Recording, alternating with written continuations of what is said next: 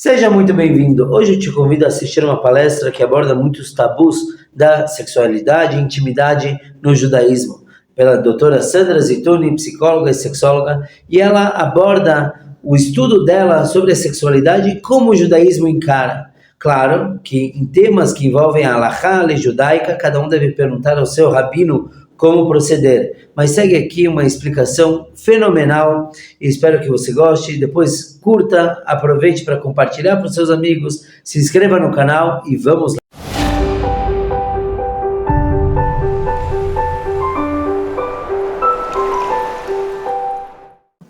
Boa noite. E aqui todo mundo me conhece, né? Sou Sandra Zituni, sou psicóloga, sou especialista em sexualidade humana e é sobre sexualidade que eu vou falar hoje.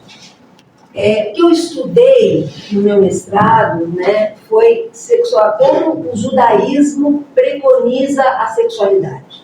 Tem toda uma maneira que o judaísmo dita como a gente deve, como devemos nos comportar perante a sexualidade. E aí eu comecei a estudar isso na faculdade de medicina. Eu fiz mestrado na medicina da USP. Eu não sou médica, sou psicóloga, mas a sexualidade eu fiz na medicina da USP. Quando a gente começava a falar sobre sexualidade e judaísmo para médicos, os médicos ficam encantados, absolutamente encantados. Por quê?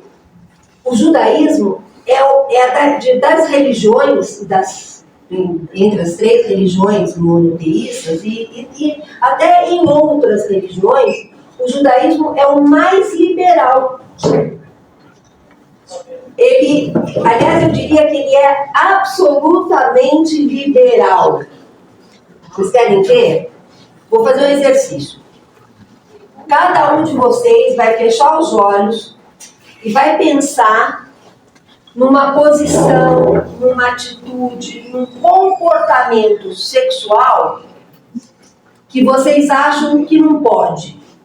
Essa posição não pode. Desse jeito é pecado. Desse jeito não pode. Cada um de vocês fecha os olhos e imagina. Imaginaram? Não precisa me contar. Vou falar para vocês. Pode. Garanto que pode. Não tem problema. Tá? Então, como é que é isso? O judaísmo, ele vê a sexualidade no escopo do casamento. E do casamento heterossexual. Né?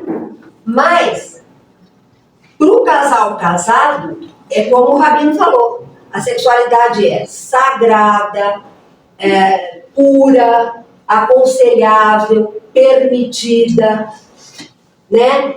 E se faz tudo para que esse casal tenha uma sexualidade feliz. Todo mundo faz tudo.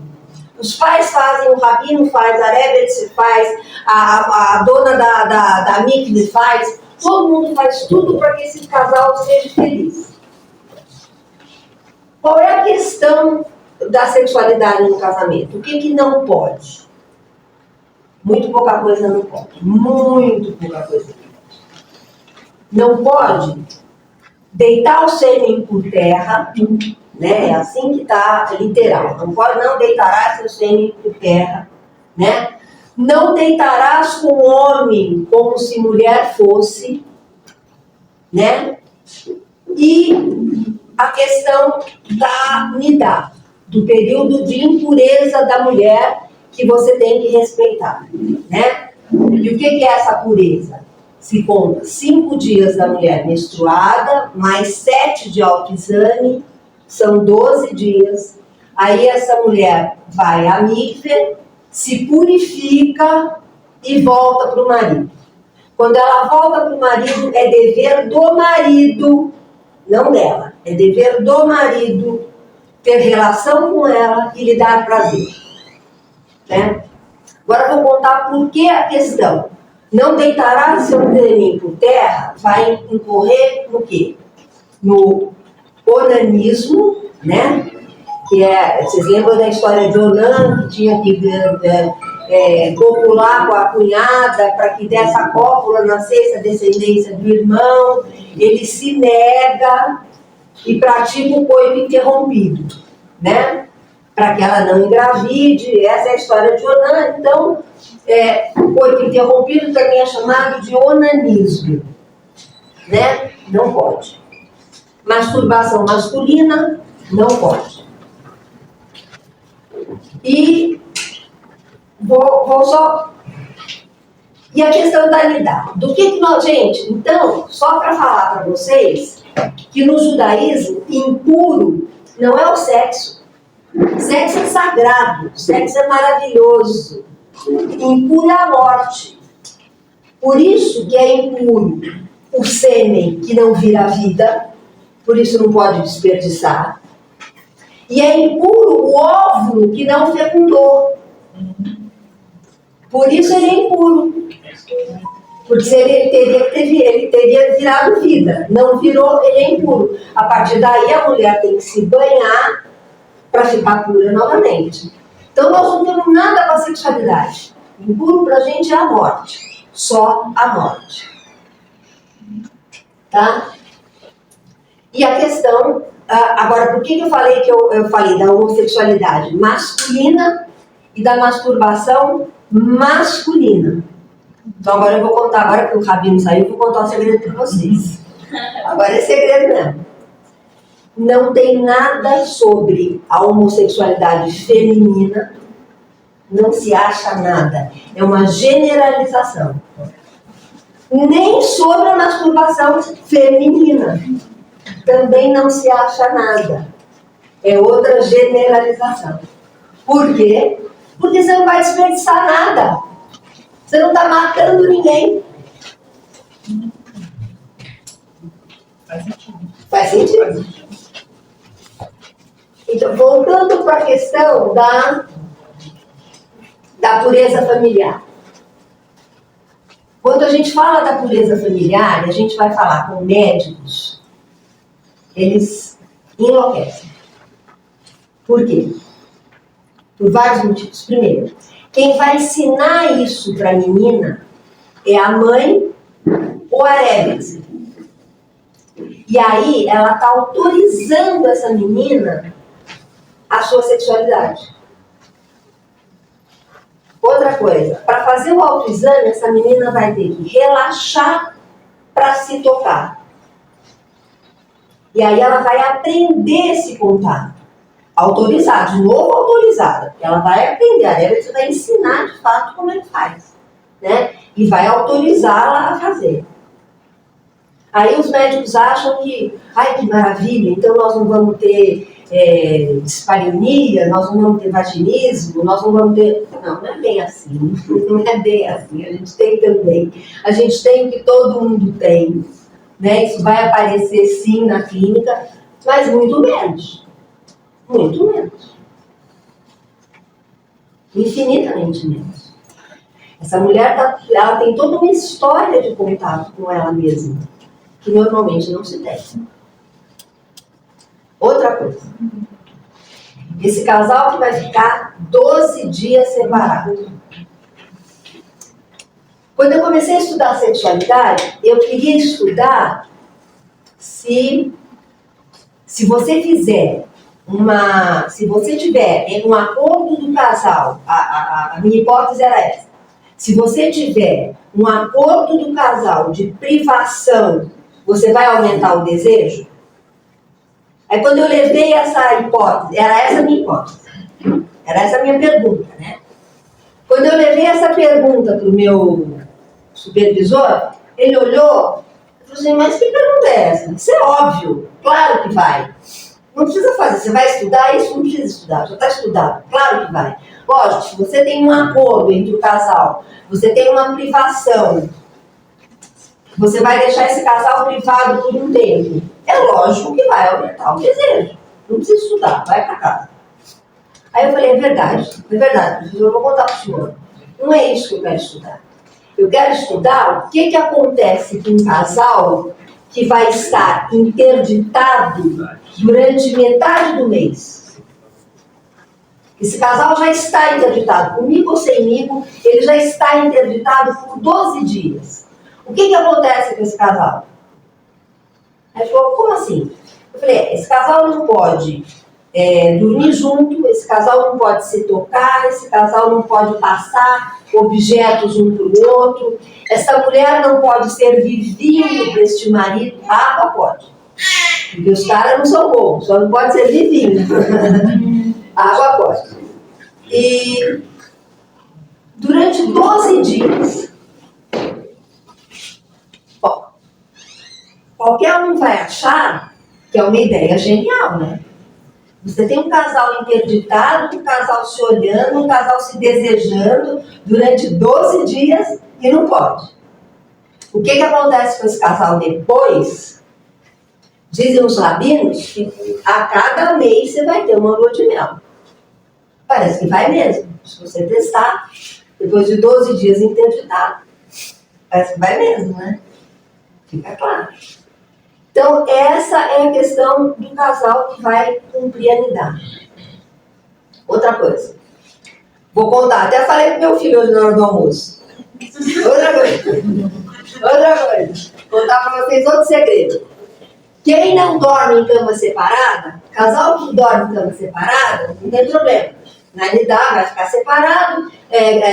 Sara, você já fez casa de religioso?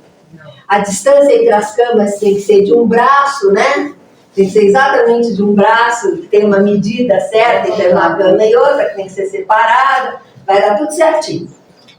O casal que não tem, como é que faz? Os rabinos não são burros.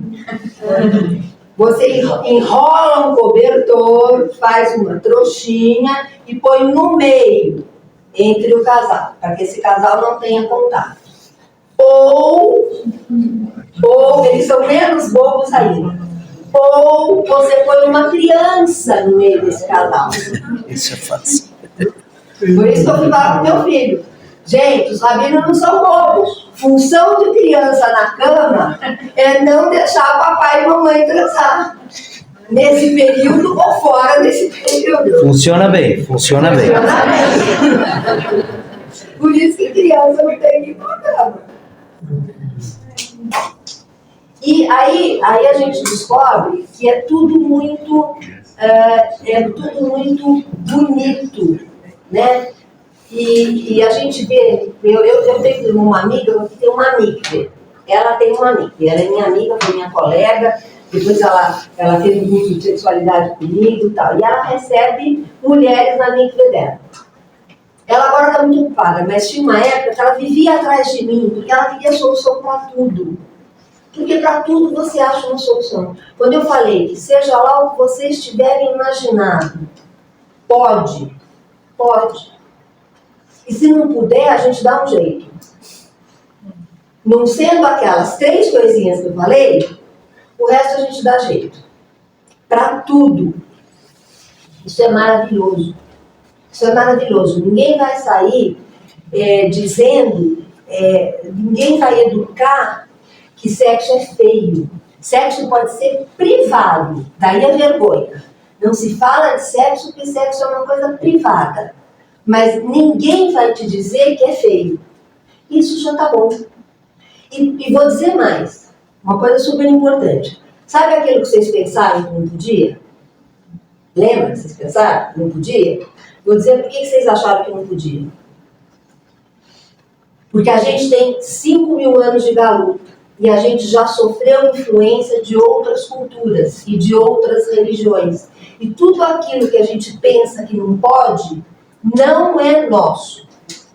Não é nosso. A gente aprendeu nesses 5.000 anos, a gente ouviu nesses 5.000 anos. Tem até, essa posição é humilhante, essa posição não pode. Vocês já ouviram isso? Essa posição não pode, que é uma humilhação para a mulher, uma vergonha. Não é nada, não existe isso. E se você tem uma prática que não reproduz? Não tem problema. Pode também? Pode. Porque não gera vida. Não tem problema. Desde que você não ejacule fora da casinha, não tem problema. Você pode até ter essa prática antes da ejaculação. É isso que a gente... Essa minha amiga que tinha amiga, né? Qual era o dilema dela? Muitas vezes era isso. Era ensinar os casais a terem essas práticas antes da ejaculação. Então, não, quando eu digo que não tem... Esse é o sagrado, né? Esse é o sagrado. A morte não pode matar. Se você não matar, você pode fazer o que você quiser. Nada é feio. Aquela coisa que a gente tem, que vem de outras culturas, né? Essa posição é humilhante. Não pode. Humilhante para quem? Tem você, seu marido? Não tem humilhante. Pode. Tá tudo bem. Sarita, por que o ato de mergulhar na mikve purifica? O que significa? Ué, significa a água, significa água natural, água corrente, água que lava, água que limpa. Nesse sentido. É nesse sentido. Só para dar um acréscimo, a mikve é comparada com um renascimento. Assim como um bebê, ele também está numa mikve antes de nascer. Então a mulher, quando ela vai no mikve, ela atrai a pureza que nem um bebê tem. Ela atrai a pureza que ela vai usar depois para gerar vida. Então é isso, é um renascer mensal. Então a mulher que não mais menstrua, ela não tem obrigação de entrar na mikve. É isso? Não. Mas existe alguma coisa que diz, que já na vez me disseram, que vai fazer a mikve? Existe aquela mulher que faz a mikve uma vez antes do... Para se despedir. Não, antes do Yom Kippur. Existe isso? Existe. Daí qual seria o significado, já que não seria esse o significado do Rabino Deus? Sim, de se purificar. Mas não para o... Aí você não vai se purificar do óvulo não fecundado, mas você vai se purificar. Assim como o homem também vai à mikve. É uma prática frequente? Entendeu aquilo que eu falei? Desculpa, o que? A mikve do homem? Não, da mulher antes de Yom Kippur, assim como o homem faz antes de Yom Kippur. Quando a Não, mulher não menstrua mais, ela não precisa, não tem obrigatoriedade de ir na mikve. Não. Mas existiam pessoas que falavam que uma vez por ano você poderia ir na mikve.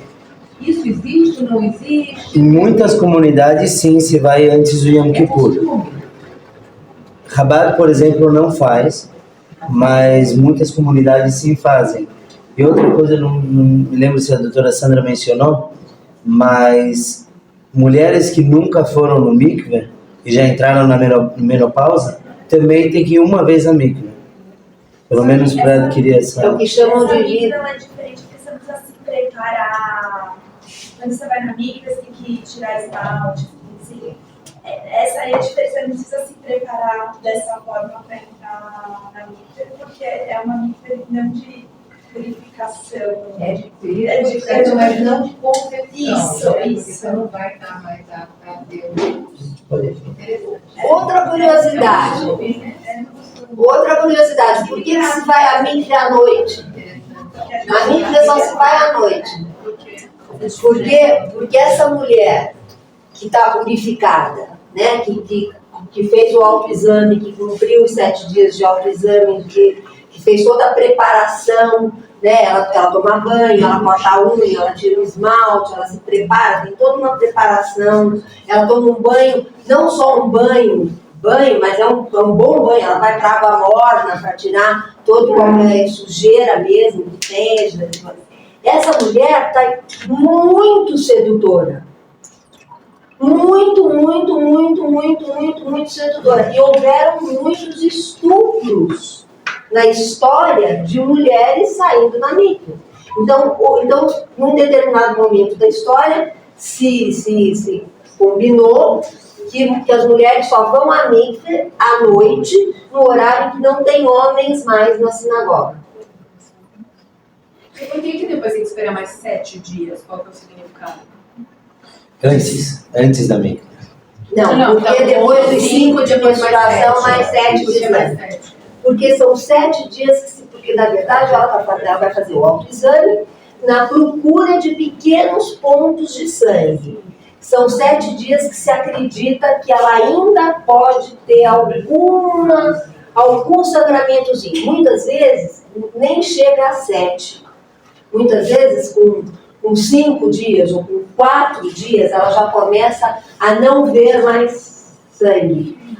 O exame que você disse é verificar se ainda tem algum resquício do período menstrual, é isso? É. Sandra, uma pergunta.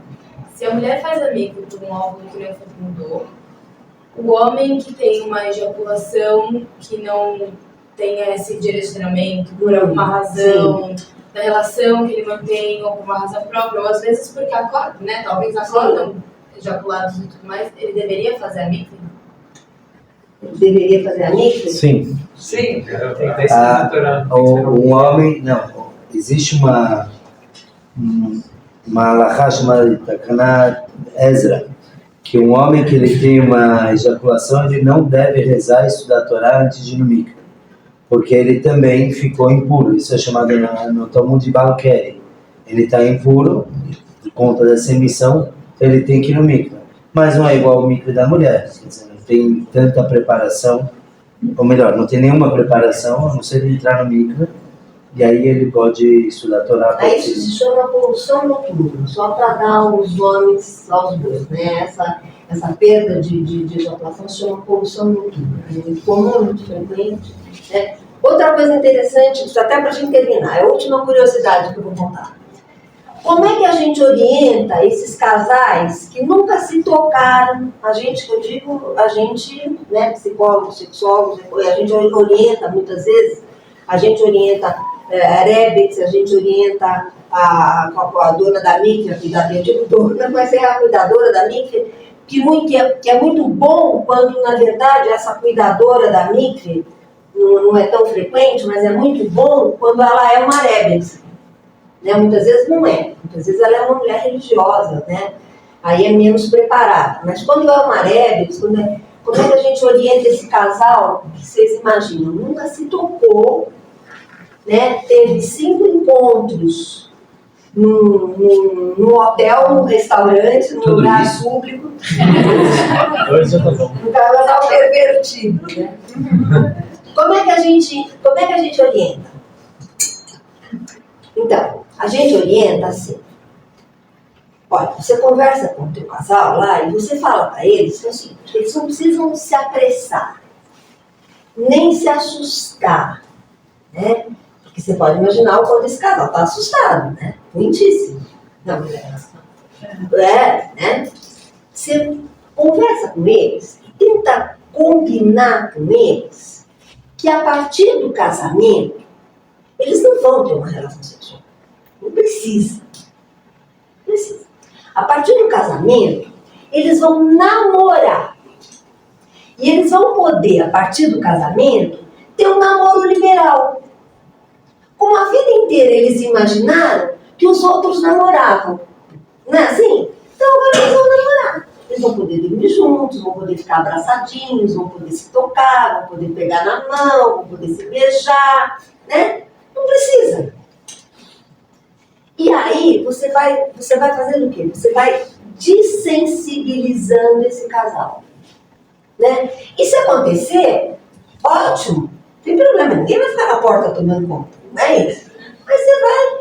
E quando a gente pega uma Rebets bem treinada, e tem muitas, muito bacanas, bárbaras, elas ensinam mesmo como é que faz para namorar, vão com calma. Até porque, outra coisa, se eles vão logo ter uma relação sexual, essa mulher vai ficar de nidar. Ela vai sangrar e ela entra em nidar. Então eles vão entrar de novo 5 dias de separação. Aí não precisa tanto, mas em geral são 5. Né? Então a gente até orienta, ensina passo a passo como é que faz para namorar. E agora pode. E em geral dá certo. Dá certo assim, dá certo até tá errado, né? Mas é ótimo. Mas é isso, só acho que eu contei todas as curiosidades que eu E o que acontece quando depois do casamento, que eles ficam sozinhos no quarto? O que acontece? Geralmente que estão de forma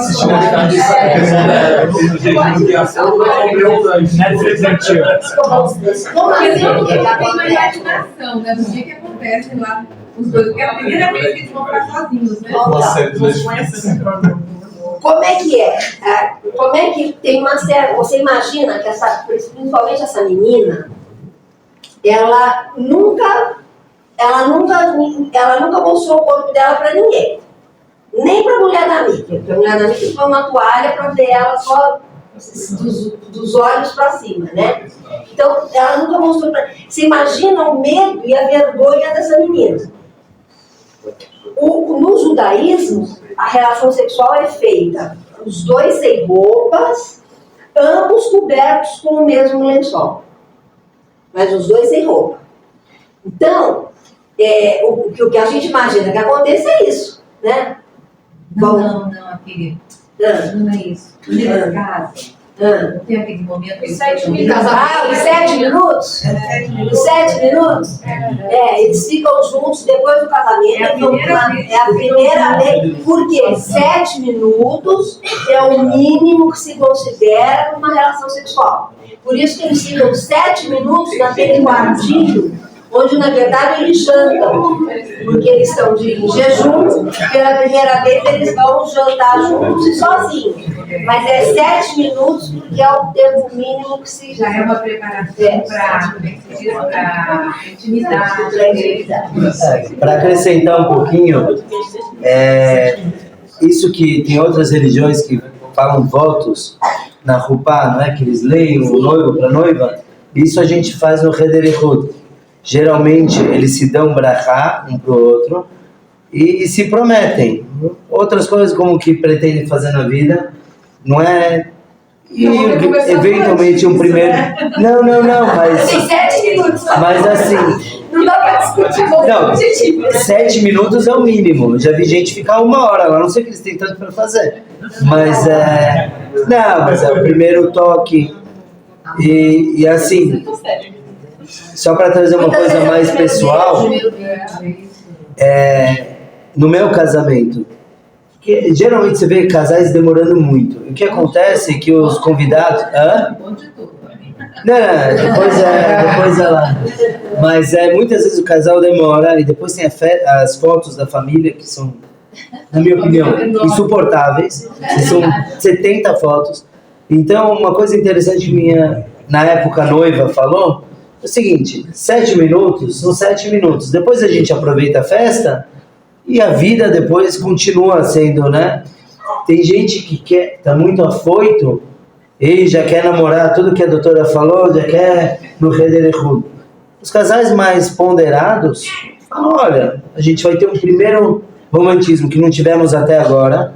Falar eu te amo, por exemplo, a gente não fala antes do casamento. Então eu mandava e-mail, eu e estrelinhas, porque não pode falar. E é a primeira vez, mas é a primeira vez que eles sabem que eles estão a sós, podem se dar um beijo, um abraço. Mas geralmente é isso. E se dá, importante para quem for casar, se dá uma joia também. O noivo dá para a noiva mais E quem não deu? mais um anel. Pode dar, dá tempo.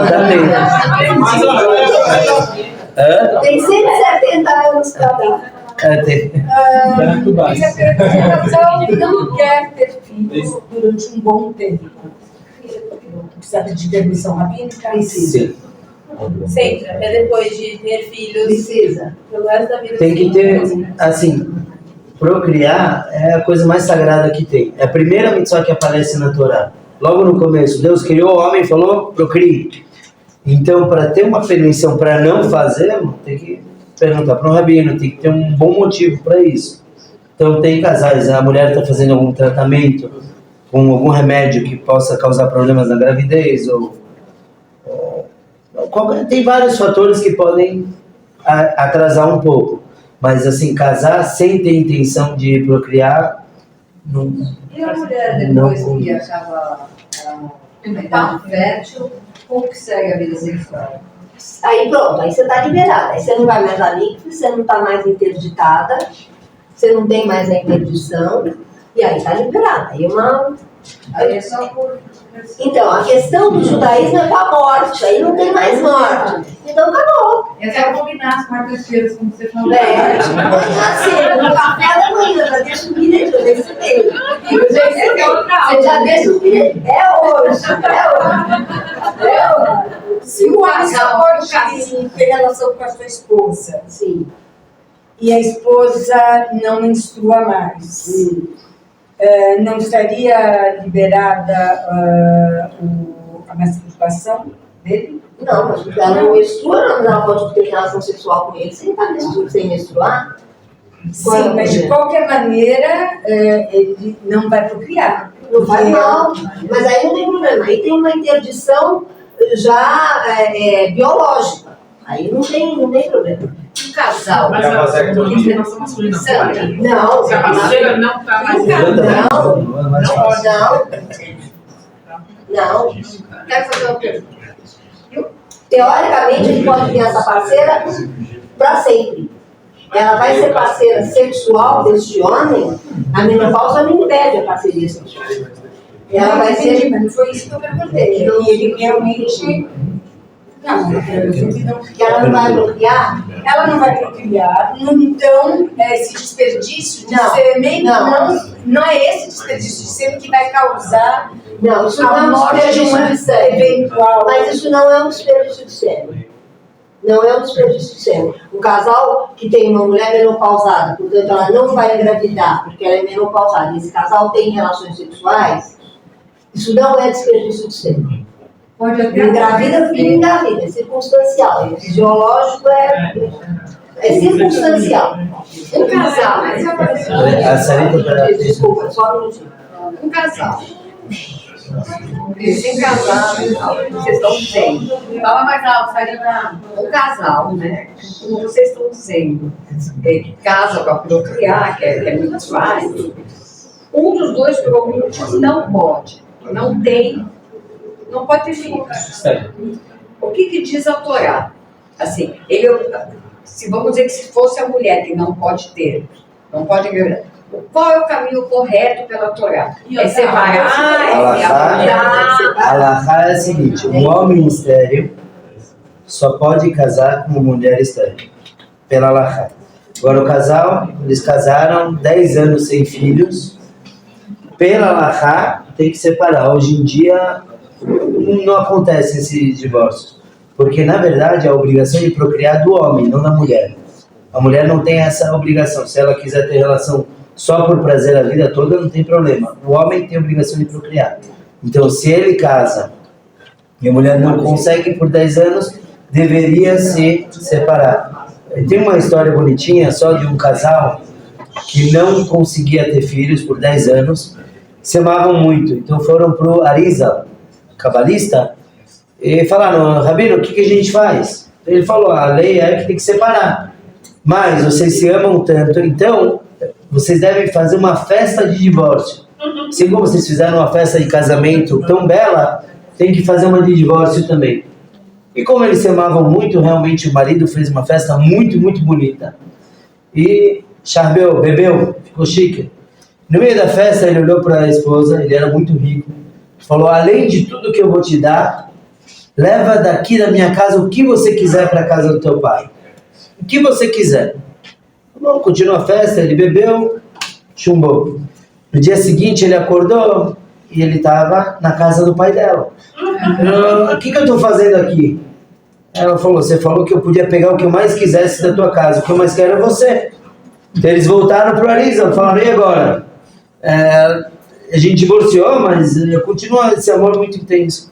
Arizal falou: pode ir para casa que agora vocês vão ter filhos. Essa declaração de amor dela tão forte foi o suficiente para quebrar esse decreto. Mas por lei, assim, na essência da lei, 10 anos tem que... Mas você está me dizendo que um homem estéril, só pela Alahá, só pode casar com mulher estéril. E aí? É permitido adotar? Como, por exemplo, você pode adotar? Permitido é. Permitindo tem toda uma questão, que essa criança tem que ser de ventre materno judaico, Ou não, na verdade. ou tem que ser convertida. Adoção é uma outra questão. E sim, se adota, sim. Mas é normal a adoção. A adoção, não existe adoção na Torá. Se eu pego uma criança, eu adoto pela Torá, eu simplesmente estou criando uma criança na minha casa. E ele pode até me chamar de pai na Torá, mas ele não é meu filho. Quer dizer, tem certas leis de recato, quando ele for maior, minha esposa não poderia ficar sozinha com ele, etc. Assim, o carinho existe e tudo mais, pode chamar de pai, mas não se torna filho. Mas é o ideal e é o que acontece muitas vezes. O Rebbe recomendava ou adoção ou esse casal ajudar outras crianças mais pobres ou que não tem como estudar e isso considerar eles como filhos também. Eu quero saber, mas é do rabino, se é permitido pelo judaísmo vasectomia. Não. Vasectomia, um homem que faz vasectomia, ele nem mesmo conta para a menina. Essa é uma das halachot da Torá que... Forte, né? Porque é proibido se castrar. Então, se alguém fez, não me conta. Não, vai terminar. Como que é a visão do judaísmo de inseminação artificial? Porque hoje em dia muitas mulheres estão congelando os ovos, aí os homens também estão querendo congelar o sêmen, e aí os dois nasceu um bebê de tal olho, de tal cor, de tal sexo. E aí a probabilidade de nascer com algum tipo de deficiência também diminui muito se você faz a inseminação artificial. Não sei. Próximas aulas. Existe isso. Tem mulheres que têm que fazer isso. É interessante, a doutora mencionou de ejaculação fora, etc.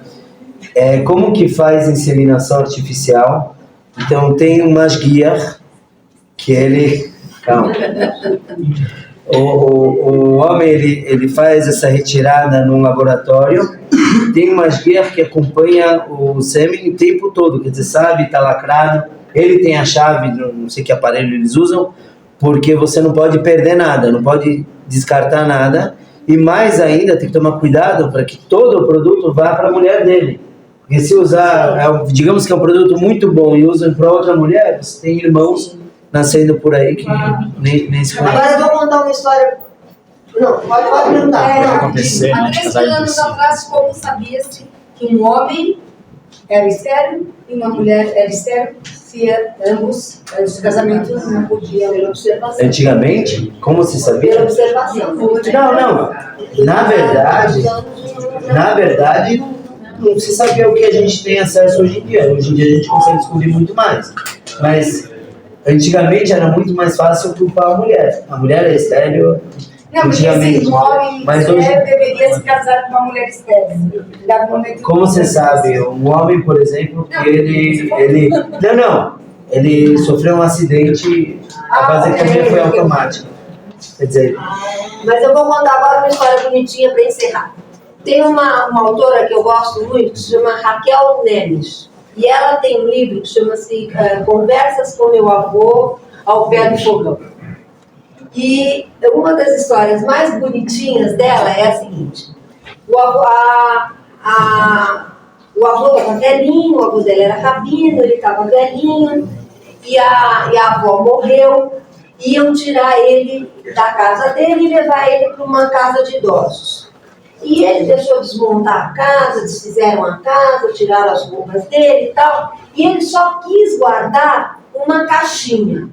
Essa caixinha você não mexe, dessa caixinha não vamos separar. Mas, e o resto? Não, o resto pode fazer o que vocês quiserem, pode jogar fora, pode fazer o que quiser. Eu só quero essa caixinha. É uma caixinha de papel machê pequenininha. Eu só quero, dessa caixinha não vou me separar nunca. Aí ela era médica, a Raquel é médica. Ela chegou para ele e falou assim, mas Zeida, me conta, por que essa caixinha tem de tão importante? Ele falou, eu vou te contar. No dia que a mulher vai para a mikve, ela tem que comunicar ao marido que ela vai à mikve, que é hoje. Falei que eu ia fazer, é hoje. Ela tem que avisar. E em geral, os casais são muito recatados, né? reservados, eles têm códigos para fazer essa comunicação. E essa caixinha, e ele falou, isso é textual da história dela, essa caixinha era a caixinha que a avó deixava na mesa de estudo do avô no dia que ela ia à mikve. E ele falou, e essa foi a melhor parte da minha vida. Por isso disso eu não quero me separar nunca.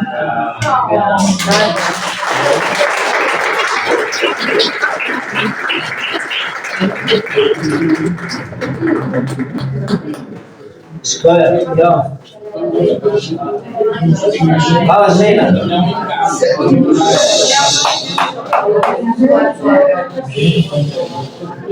Pessoal, vamos dar mais 2 minutinhos, por favor.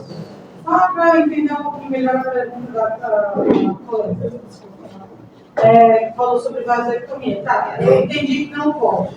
Mas se por um acaso o menino, na fase da transição da infância para adolescência, ele se assusta, acha que não quer ter filho, faz escondido, ele primeiro, desculpa, não entendo, não tem reversão, Então, não tem solução para ele?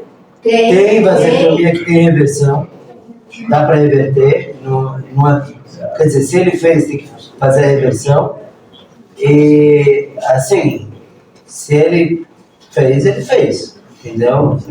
Tem muito. Ele já não pode mais procriar. Alguém mencionou aqui, não lembro quem, motivos médicos. Às vezes o médico fala, ou você faz isso, ou é perigo de vida. Cada caso é um caso, assim. É uma pergunta que não dá para responder num pé só. É a mesma coisa adoção, a mesma coisa aborto, doação de órgãos. Não dá para falar de uma vez só. Bom, doutora, quero agradecer essa palestra. A verdade é que, enquanto a senhora ia falando, eu vejo que tem muito mais. Realmente vai ter que ter uma parte 2. Mas eu quero agradecer muito. Finalmente a gente está saindo um pouquinho da caixinha. Para mim foi uma honra, estou em casa. Bom, queria te presentear com o livro Shara Bitachon, que traz muita fé e confiança para cada um. E aqui tem também, eu tenho um material aqui, eu mencionei que quando eu ia casar, um amigo meu me mandou um material que é um pouco mais... Ele falou, você só pode ler logo antes do casamento, não antes. Imagina, Bachur Yeshiva, todo emocionado. Algumas coisas baseadas na Torá, sobre como os sábios realmente eles tinham relação. Como que era, que na verdade a gente imagina que eles eram super sérios, e a gente vê que não, que na verdade no momento que eles estavam com as esposas, eles pareciam 2 crianças. E isso se via muito no Rebbe. O Rebbe, ele separava 5 minutos por dia para ficar com a esposa, quer dizer, tomar um chá, uma coisa assim, e o Rebbe realmente... O Shamesh, o ajudante, falava que o Rebbe parecia uma criança naquele momento. Então, aquele líder mundial, estava a esposa, tem que ser easy going.